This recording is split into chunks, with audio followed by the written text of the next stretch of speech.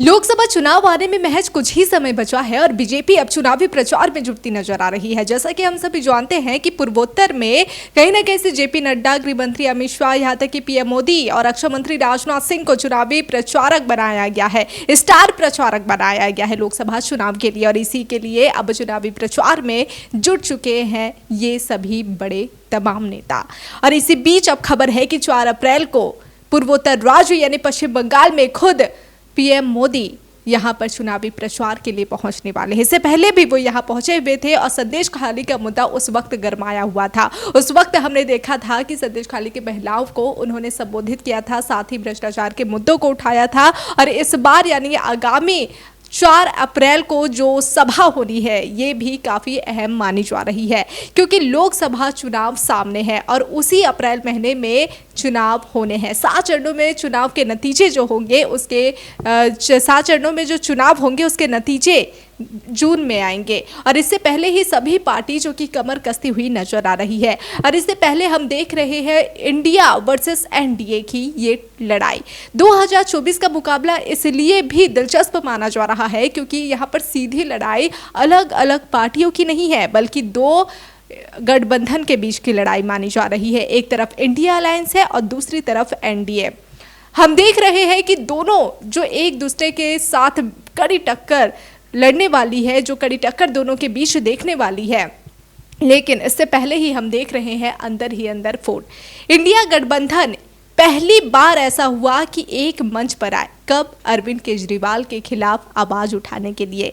जिस तरह से दिल्ली में हमने देखा कि शराब घोटाला मामले में खुद दिल्ली के सीएम अरविंद केजरीवाल गिरफ्तार हो गए और उनकी गिरफ्तारी के विरोध में पहली दफा यहां देखने को मिली कि जब दिल्ली के रामलीला मैदान में खुद इंडिया गठबंधन के तमाम बड़े नेता एक मंच पर थे। और ये माना जा रहा था कि चुनावी रैली के लिए तो नहीं, लेकिन ये अरविंद केजरीवाल के खिलाफ आवाज बुलंद करने के लिए तो जरूर वो खड़े हुए।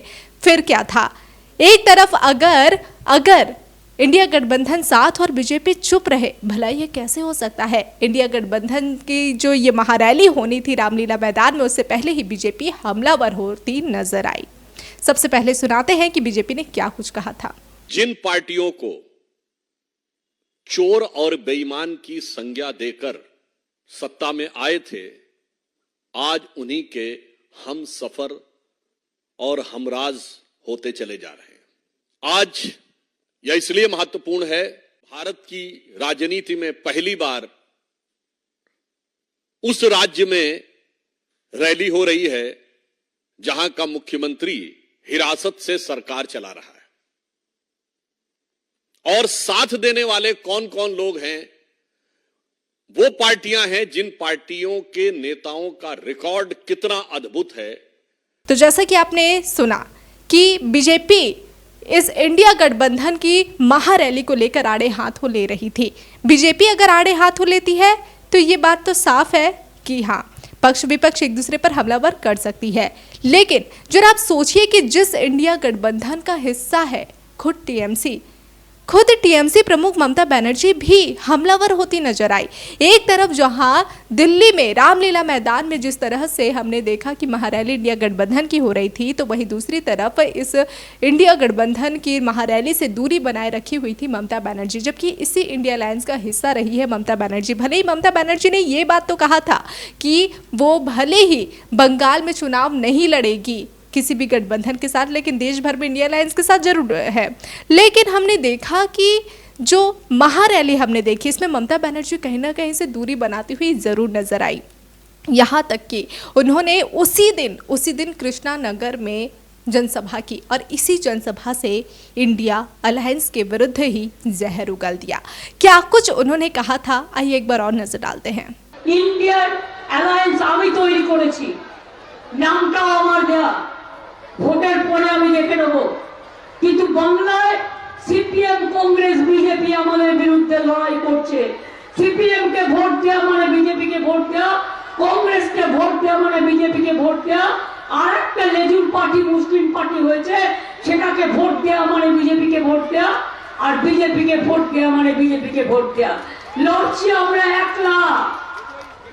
যদি তোর ডাক শুনে কেউ না আসে তবে একলা চলো রে। আমি শুনেছি সিপিএম কংগ্রেস এখানে ইন্ডিয়ান অ্যালায়েন্সের হয়ে লড়ছে বলছে।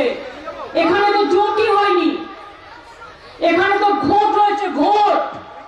तो जैसा कि आप देख रहे हैं कि जो इंडिया वर्सेस एनडीए की जो लड़ाई है, इसमें इंडिया वर्सेस इंडिया देखने को मिल जा रहा है। जी हाँ, यहाँ पर पक्ष विपक्ष एक दूसरे पर वार पलटवार क्या करे, यहाँ पर तो पक्ष की पक्ष से, विपक्ष की विपक्ष से लड़ाई देखने को मिल जा रही है। बहरहाल जो चुनावी प्रचार में सभी राजनीतिक दल उतर चुके हैं, इस पर सभी की नज़र टिकी हुई है और आगामी 4 अप्रैल को जो पीएम मोदी खुद यहाँ पर दौरे पर पहुंच रहे हैं पश्चिम बंगाल में, क्या कुछ वो चुनावी वादे करते हैं, ममता सरकार को क्या कहते हुए घेरते हैं, इस पर सभी की नज़र बनी हुई है। और आपकी नज़र बनी रहे डिजिटल खबरीलाल पर। खबरें आपकी नज़र हमारी।